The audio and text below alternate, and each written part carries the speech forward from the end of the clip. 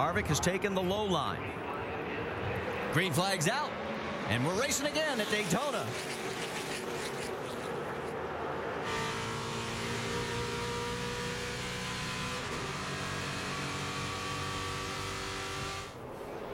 Oh, going to try 3 wide. Look out. That may not work. In the middle there, that is Ricky Stenhouse Jr., his first appearance here at Daytona. I'm not sure he wants to be there. I can guarantee he doesn't want to be, but sometimes you get yourself put in that position. He would like to get out of there as soon as possible. But he made it through, and whoa, look out. That looked like one of Michael Annett in the 15. I heard Danica saying, was the race going to be more structured? I don't think so. Pretty chaotic right here. 22, Brad Keselowski. Little piece behind. So far, that transmission linkage seems to be doing okay. He pulls in front of Danica, and should wish Brad a happy birthday. He turned 26 just yesterday. Yeah, you can see Danica trying to get back to the bottom of the racetrack there. That's where she's a little more comfortable what she's done. But actually got forced back and actually put in the middle right there for a minute. Trying to get back down low. She looks like she's having a hard time keeping the car down. She's got Tony Stewart now right on her back bumper. She can latch onto that 4 car. She'll go back to the front. Yeah, and I'd have to say maybe her car and a lot of these other guys' cars are looser than what they anticipated from what we saw the last few days practice-wise. Again, there's not as much rubber down right now, so it's going to take a little adjusting. And we've not seen any big packs in practice, and they can't avoid that now. It is one big pack. So far, Tony is staying in pretty much the same location in relationship to Danica. And here comes 3 wide. That's Michael Annett in the middle. Down low, Stephen Wallace in the 66, and Leffler in the 10. Now, the one thing about it with these cars, they're a little more easy to drive, and you can actually go forward in the middle with the aero package that they have versus what the Cup cars and the way that they drive. So if you can get some help, you can make that work. By yourself, though, you're not going anywhere. Down the backstretch as all this action unfolds, Trevor Bayne has been released from the medical care center. Doc is with him. Well, Trevor, very hard hit. What happened? I don't know, man. It's pretty unbelievable to see something like that happen that early in the race. You know, we were just riding, you know, like lap 5 or something. I got a big shove through the middle of turn 3 and 4 here. I got under the 7, came down the front stretch, was still getting a huge push. I start kind of waving off, checking up, get shoved into the 15, still getting the push, and then I get in the center of the corner and the push never stopped. You know, I don't know what happened or what the 40 car, you know, what in the world was going on there to be that early in the race. Guess he's trying to push us to the lead in lap 1, but you know, it's disheartening for this team to see something like this happen. You know, sometimes we pray before the race to keep us safe, and that happened, but you know, our prayer to win, sometimes that doesn't get answered, but it's with all the right intentions. You know, so we got to stay strong here and fight back. Got a long season ahead of us here. It's unfortunate to see something like this happen this early in the season, this early in the first race. We'll see what we can do with it.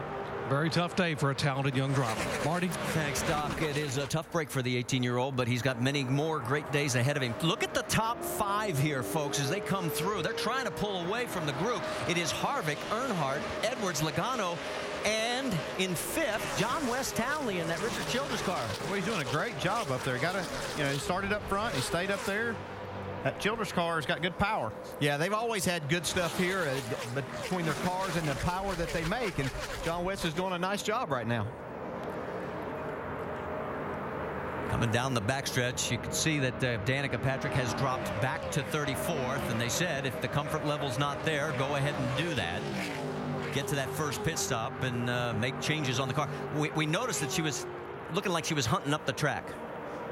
Let's talk a little bit more about John West Townley. He has got Kyle Busch closing in on him for 5th. So, guys, this is a good team, as mentioned, behind John West Townley. This is the group that ran the 29 car last year with veterans Clinton Boyer and Jeff Burton at the wheel for most of the races.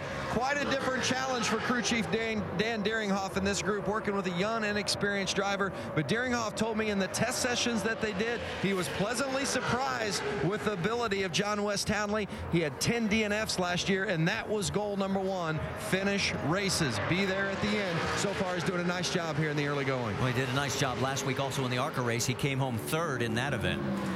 but he may get an education from Kyle Busch here pretty soon on the aerodynamics of Daytona. Yeah, and it's a learning experience for him, too, to be in this. He'd never had a car this good in this series, so that's going to help his learning curve even more. So we may see things that we may say, well, that might surprise us a little bit because of what we've seen from him in the last couple of years, but you get in good equipment, you can show a lot more. These 6 cars have checked out on the rest of the pack by 1.2 seconds. Well, they're running single file, and you see this second group now, 2 by 2. That's Justin Allgaier, last year's Rookie of the Year in the 12 car, leading this second group.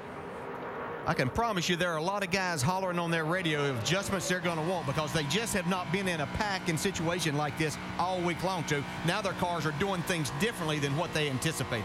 Yeah, riding with Justin Allgaier in the 12 car. He's got his teammate Brad Keselowski in that 22 now, moving his way to the front. In that second group with Allgaier, it's Brad Keselowski, Casey Kane, Brian Vickers, and Ricky Stenhouse Jr., Greg Biffle. And we mentioned the fact that Danica was going to go where the comfort level was. Well, she has dropped back. And stay with him. There you go. Stay with him. Try to help him. She's 33rd right now. That's Tony Raines right in front of her. What she's got to be careful of right here is not to lose the draft of this big pack in front of her. That's what you hear the crew chief there saying. Just stick with that car in front of you and try to catch that group. Kyle Busch has gotten around the 21 of John West Townley. So bump Townley down to 6, move Kyle up to 5th. That's the only change amongst the top 10 in the last few laps.